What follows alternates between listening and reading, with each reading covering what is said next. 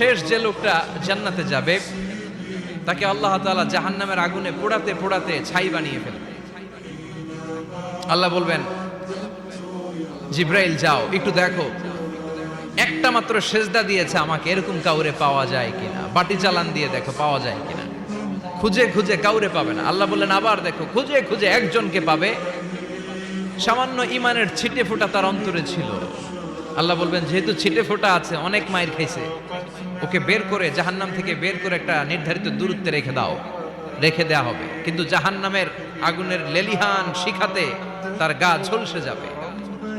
সে আল্লাহর ডেকে বলবে, মাবুদ তোমার কাছে আমি কিছু চাই না, আমি তোমার কাছে জান্নাত চাই না, শুধু নিরাপদ একটা দূরত্বে আমাকে রেখে আসো, যাতে জাহান্নামের আগুন আমারে কষ্ট দিতে না পারে।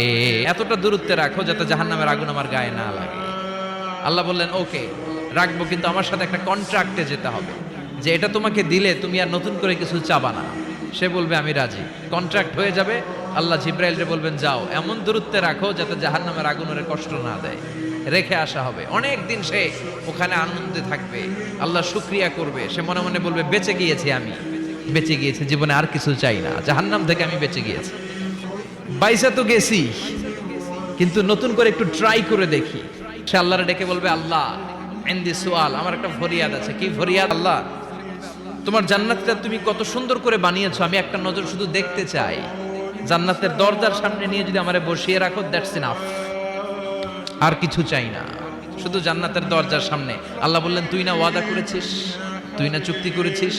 সে বলবে, আল্লাহ আমারে হতভাগা বানাইয়া তোমার কি লাভ। আল্লাহ বলে, ঠিক আছে, আবার সিগনেচার কর যে জান্নাতের দরজার সামনে বসিয়ে দিলে আর কিছু চাবি না। সে সিগনেচার করে বলে, আমি চাবো না। আল্লাহ বললেন, জিব্রাইল বেচারারে ধরে জান্নাতের গেটের সামনে বসায় দে। এবার জান্নাতের গেটের সামনে বসে বসে জান্নাতের সৌন্দর্য দেখা শুরু করবে। সুবহানাল্লাহ। এমন সৌন্দর্য যেটা চোখ দিয়ে কেউ দেখে নাই, কান দিয়ে শোনে নাই। ওই সৌন্দর্য চোখে দেখে, কান দিয়ে আওয়াজ শুনে, মাগার ভোগ করতে পারে না। এয়ার কন্ডিশনের রুমে ঢুকতে না পারলেও, এয়ার কন্ডিশনের রুমের দরজার বাইরে দাঁড়ালো, এয়ার কন্ডিশনের রুমের একটা ঠান্ডা বাতাস গায়ে লাগে না?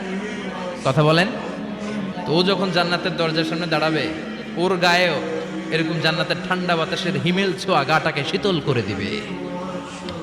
ওই শীতল হয়ে যাওয়ার পরে আর তো সহ্য হবে না, আবার আল্লাহরে ডাকবে। মনে মনে ভাববে, আর একটু ট্রাই করি না, দোষ কি, আস্তে আস্তে অনেক দূর তো আগাইছি। সুবহানাল্লাহ কইবেন না? এবার আল্লাহরে বলবে, আল্লাহ ইনদি সুআল, আল্লাহ তুমি যদি কোনো বিষয়ে নতুন করে ডিসিশন নাও, তোমারে জিজ্ঞেস করার মতো কি কেউ আছে? আল্লাহ বলেন, না, আমি তো সব রাজার বড় রাজা, মহারাজা, আমার উপরে তো কারো কথা চলে না। ওই হতভাগা লোকটা বলবে, আল্লাহ এত সুন্দর জান্নাত তুমি বানালাম, চোখ দিয়ে সৌন্দর্য দেখি, কান দিয়ে আওয়াজগুলো শুনি, হুর আর গেলমান হেঁটে বেড়ায়। এত সুন্দর জান্নাত চোখ দিয়ে দেখি, ঢুকতে পারি না, আমারে কষ্ট দিয়ে তোমার কি লাভ? ও আল্লাহ, আমারে তুমি মাফ করে দাও, জান্নাতের চিপার মধ্যে এক কর্নারে তুমি একটু আমারে জায়গা করে দাও। আল্লাহ বলবেন, ওয়াই হাক ইবনা আদম, তোর ধ্বংস হোক হে আদম জাত, মা আগদারাকা, তোর চেয়ে বড় গাদ্দার আমি আমার সৃষ্টিকুলে কাউরে দেখি নাই। কারণ তুই আমার সাথে চুক্তি করিস আর চুক্তি ভঙ্গ করিস। আল্লাহর দয়া হয়ে যাবে, মায়া হয়ে যাবে। আল্লাহ বলবেন, ঠিক আছে, জান্নাতে যা।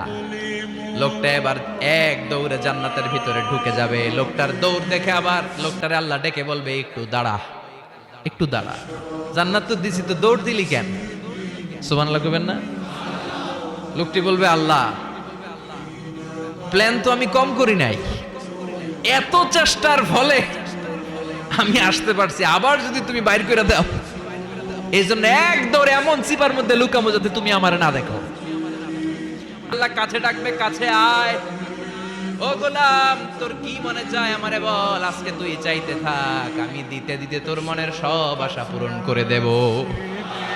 লোকটা খুশি হয়ে বলবে, আল্লাহ আমারে এটা দাও, বাড়ি দাও, গাড়ি দাও, নারী দাও, এটা দাও, ওটা দাও, একের পর এক চাইতে থাকবে। আল্লাহ সব তারে দিতে থাকবে। চাইতে চাইতে লোকটার সব চাওয়া যখন শেষ, সে বলবে, আল্লাহ আর আমার চাওয়ার কিছু নাই। আল্লাহ বলেন, নো, এত তাড়াতাড়ি যে তুমি খেলা শেষ করতে পারবা না মনু, আমার সাথে তোমার এই খেলা আরো লম্বা সময় চলতে হবে, তোমার অনেক কিছু চাইতে হবে। তুই আজকে চাইতে চাইতে তোর সব চাও আমার কাছে বলবি, আর আমি দিতে দিতে তোর জীবন ধন্য করে দেব।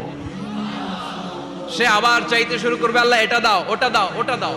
আল্লাহ দিতে দিতে সব দিবে, এরপরে বলবে আল্লাহ মাফও চাই, দোয়াও চাই, আর চাওয়ার কিছু নাই। আল্লাহ বলবেন তাই ঠিক আছে, তোরে আমি জান্নাতে ঢুকাই দিলাম, তবে মনে রাখিস তোর জান্নাতটা হবে সবচেয়ে ছোট জান্নাত, আর তোর জান্নাতটা হবে এই পৃথিবীর 10 গুণ। চিল্লা এখন সুবহানাল্লাহ।